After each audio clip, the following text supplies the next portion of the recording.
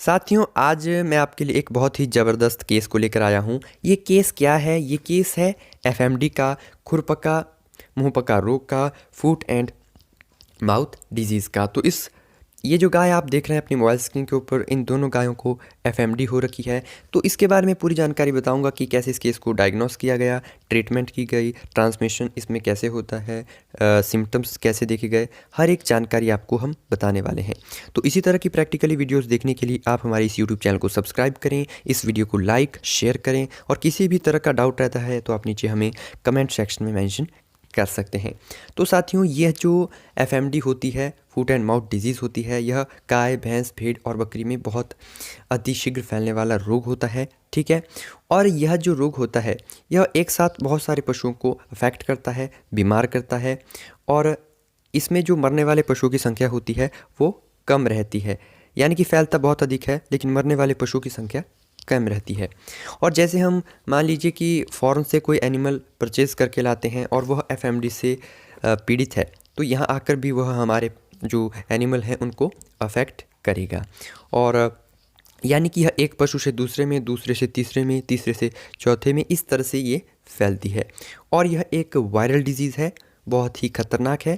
और फैलने का ढंग मैं आपको बताता हूँ कि किस तरह से ये एक पशु से दूसरे पशु में फैल सकती है। तो जो इन्फेक्टेड पशु है, अगर उसका गोबर, पेशाब, लार या उसके शरीर पर कोई जख्म है, या वह कोई दूषित चारा खाता है, पानी अगर उसका आप किसी स्वस्थ पशु को देते हैं, तो इस तरह से यह स्वस्थ पशु में फैल सकती है इन्फेक्टेड एनिमल से। इसी के साथ ही क्या होता है कि जो लार इसके मुंह से गिरती है, अगर आपके जूते के माध्यम से वह एक स्थान से दूसरे स्थान में आ जाती है, कोई पक्षी भी इस बीमारी को फैला सकता है। तो ऐसे बहुत सारे कारण होते हैं जिस वजह से यह जो एफएमडी है, यह एक पशु से दूसरे पशु में फैलती है। अब हम इसमें बात करते हैं सिम्टम्स की। तो साथियों, सिम्टम्स में एक तो इसमें हाई फीवर आएगा, 105 से 106 डिग्री फ़ारेनहाइट तक फीवर हो जाता है। पशु चारा खाना बंद कर देता है, जुगाली करना बंद कर देता है, सुस्त हो जाता है, दूध बहुत ही कम कर देता है। पशु के मुंह के अंदर, जीभ में, होठ, तालू, मसूड़ों, हर एक जगह पर बहुत ज़्यादा छाले पड़ जाते हैं। जब वह फूटते हैं तो काफ़ी खतरनाक वह पशु में जख्म कर देते हैं। बहुत ही पशु को दर्द होता है। पशु के मुंह से जो है बहुत ज़्यादा लार बहती है, झाग बहता है, और पशु के खुर के नीचे छाले बन जाते हैं जो कि बहुत ही फटने के बाद लाल हो जाते हैं। काफ़ी ज़्यादा दर्द होता है। पशु को लेमनेस यानी कि लंगड़ापन हो जाता है। साथियों, इसमें कई बार मैग्नेट्स भी घाव में पड़ जाते हैं जो कि काफ़ी ज़्यादा दिक्कत करते हैं, और जिसमें घाव भरने में काफ़ी ज़्यादा तकलीफ़ होती है। जो दूध देने वाले एनिमल होते हैं वो दूध देना कम कर देते हैं, उनको थनैला हो जाता है, मैस्टाइटिस हो जाता है, थनों पर फफोले बन जाते हैं। और जो प्रेग्नेंट एनिमल है उसका बहुत ज़्यादा जो है चांसेस बन जाते हैं कि उसका एबॉर्शन हो सकता है। पशु बहुत ही ज़्यादा दुर्बल हो जाता है और लास्ट में फिर धीरे धीरे उसकी डेथ हो जाती है। और साथियों, कई बार इस बीमारी से पशु ठीक भी हो जाता है, उसके बाद भी जो है पशु में जो है जैसे कि सांस लेने में कष्ट हो जाता है, पशु में एनीमिया हो जाता है, खून की कमी रहती है, दूध कम देता है पशु। तो इस तरह के और भी जब ठीक भी हो जाता है तो उसके बाद भी यह कुछ बातें होती हैं जो कि पशु में हमें देखने को मिलती ही रहती हैं। अब हम बात करते हैं कि कैसे हम एफएमडी को डायग्नोस कर सकते हैं। एक तो ओनर से हिस्ट्री के माध्यम से, दूसरा सिम्टम्स देख के, तीसरा इस रोग में क्या होता है कि जो रिंडरपेस्ट या फिर वेसिकुलर स्टोमेटाइटिस होता है तथा म्यूकोजल डिजीज़ होती है, इसमें भी हमें अच्छी तरह से भेद करना आना चाहिए। कई बार सिंपल स्टोमेटाइटिस होता है तो उसको भी हम एफएमडी कर देते हैं, तो ऐसा हमें नहीं करना है। और साथियों, अब हम बात करते हैं ट्रीटमेंट की कि एफएमडी का क्या ट्रीटमेंट है।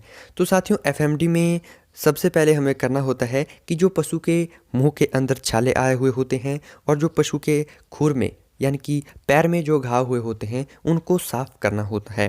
तो घाव को साफ़ करने के लिए हम क्या कर सकते हैं कि जो 0.1% पोटेशियम परमैंगनेट आता है, जिसे कि लाल पानी भी कहते हैं, KMnO4 भी कहते हैं, तो उसका जो है उसको सॉल्यूशन में मतलब पानी में मिलाकर हम जो है पशु के शरीर के घाव को साफ़ कर सकते हैं।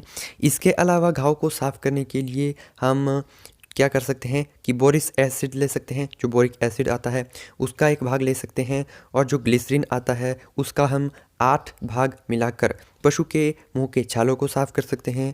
घाव के ऊपर हम साफ़ कर सकते हैं, कहीं कोई दिक्कत वाली बात नहीं है। इसी के साथ ही अगर पशु में इस तरह से घाव है कि वहाँ पर हम पट्टी नहीं कर सकते हैं, तो वहाँ पर आप सिंपल से ड्रेसिंग कर सकते हैं, पशु के खुर में ड्रेसिंग कर सकते हैं। और जो भी एंटीसेप्टिक या फिर कोई भी स्प्रे आती है, जैसे टॉपिक्योर स्प्रे आती है, तो वो फिर हम उस घाव के ऊपर लगा सकते हैं। और दोस्तों अगर मैं बात करूं इंजेक्शन की, तो इंजेक्शन के तौर पर जो सबसे पहला इंजेक्शन इस्तेमाल में लाने वाले थे वो है स्ट्रेप्टोपेंसिलिन यानी कि डाइक्रिस्टासिन, जो एंटीबायोटिक है, बहुत ही अच्छा इसका रिजल्ट है। तो यह हम यहाँ पे 5 ग्राम की उपयोग में लाने वाले हैं, क्योंकि एंटीबायोटिक का इसमें बहुत अधिक रोल है। दूसरा इंजेक्शन एंटीहिस्टामिनिक हमने उपयोग में लाया है, और यह हम 10 ml डीप इंट्रामस्कुलर, साथियों ये बहुत ही ज़रूरी इंजेक्शन है। तो CPM यहाँ पर हमने 10 ml डीप इंट्रामस्कुलर रूट के माध्यम से इस्तेमाल में लाया गया है। और यहाँ पर फीवर भी है, दर्द भी है, कंडीशन एनिमल की बहुत ही ज़्यादा ख़राब है। तो यहाँ पर जो इंजेक्शन इस्तेमाल में लाया गया है वो है मेलॉक्सिकैम प्लस पैरासीटामोल। तो मेलोनेक्स प्लस इंजेक्शन भी यहाँ पर हम 10 ml डीप इंट्रामस्कुलर इस्तेमाल में ला सकते हैं।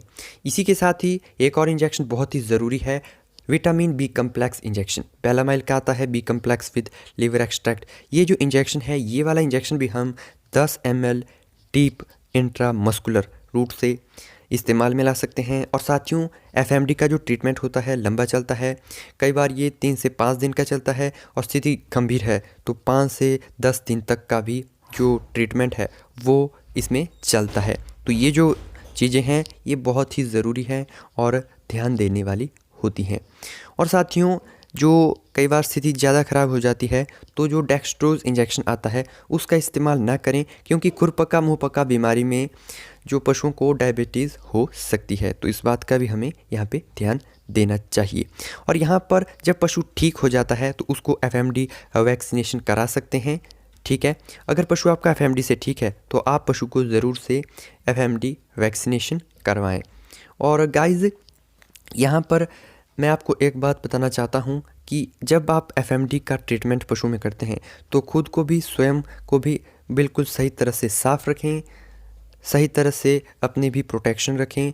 और जब भी आप इसका ट्रीटमेंट करते हैं तो अपने पाँव को, हाथों को, मुंह में मास्क डाल के रखें, क्योंकि यह ह्यूमन के माध्यम से भी दूसरे में फैलता है।